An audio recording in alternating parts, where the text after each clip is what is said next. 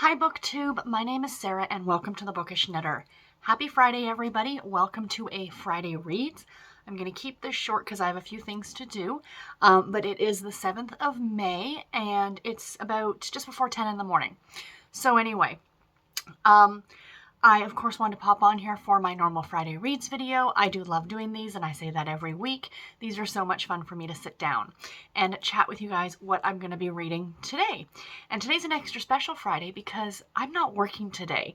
I have a vacation day. So the company that I work for, their fiscal year end is June 30th. So the year runs July 1st to June 30th.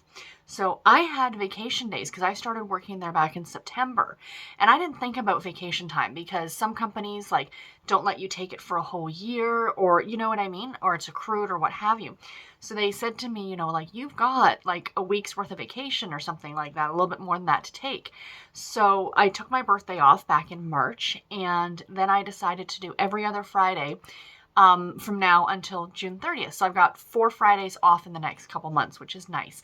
I just love having a long weekend. I mean, there's not much that we can do. We're still on lockdown, but just to be able to have a day off to kind of do what you want to do is always really enjoyable. So I plan on spending the day reading and relaxing, and that's pretty much about it. So in other news this week, what else happened this week? Anything interesting? Not really.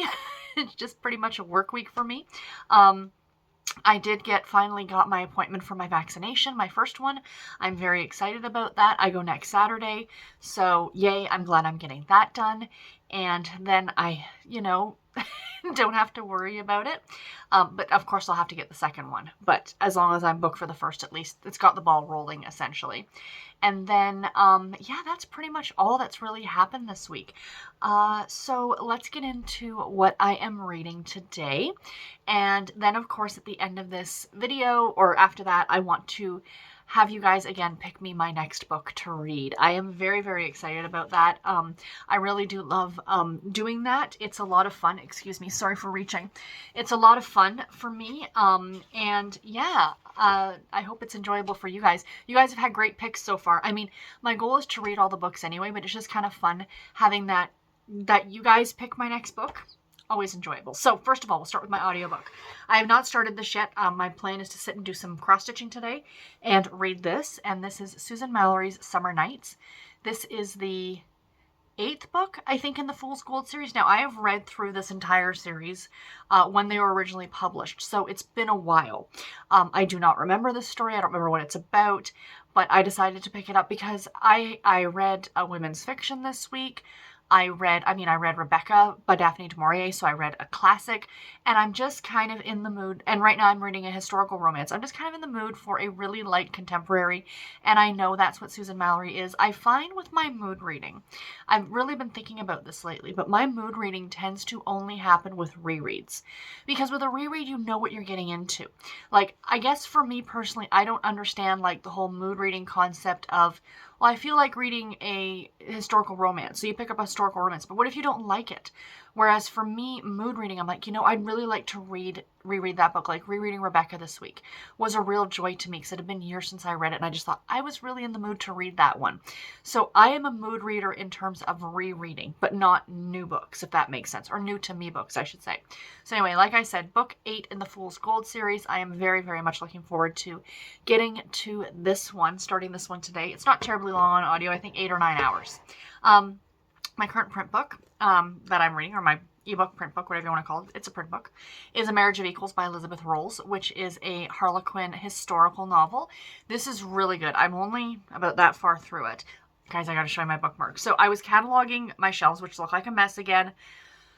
They're a work in progress. I'm hoping within the next few months these all get cleaned up properly. I mean, that shelf right there, some of those shelves are 3 deep. Like, I'm just trying to get these organized, and it's just I want to make sure they're properly cataloged. That's my big thing. But anyway, so I was going through those books, and one of them that I had gotten from a thrift store had I want to make sure I'm on the right page. I'm going to do that just for a second.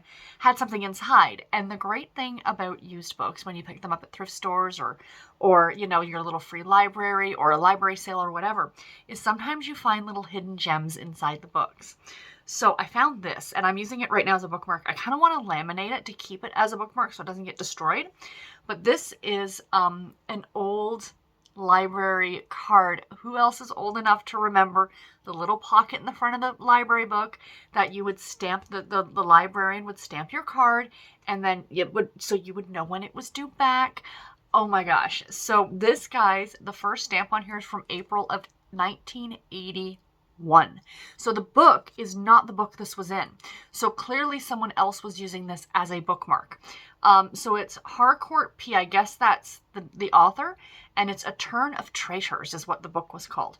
But the last time this was checked out was May 25th, 1984. Is that not awesome? What a great find. So I've been using it as a bookmark here, but like I said, I really do want to laminate it if at all possible. If anybody has any suggestions on how to do that, let me know. Like, can I just use tape or something like that? Would that work, like packing tape? Because I really like to keep it because it's kind of fun. So anyway, yeah, I'm reading A Marriage of Equals by Elizabeth Rolls. Back to the book, people. And this one is about our main character. She is actually Jamaican born. Her mother was a slave, and her father, I guess, was a white man. And when I think her mother died, and her father brought her back to England when she was just like 11 or 12 years old. And then the father, spoiler alert, the father ended up dying in the voyage across from Jamaica to England, or died when they got back to England. And she was then raised by her father's, or as she called him, the father's uncle, or yeah, his uncle, so her great uncle, and a very sweet man, very nice man, but she has her father's brother is kind of a jerk. And so anyway, the plot of this story is that there's another girl who is getting married. She's being forced into marriage. She's being forced to marry our main character. I can't pronounce her name.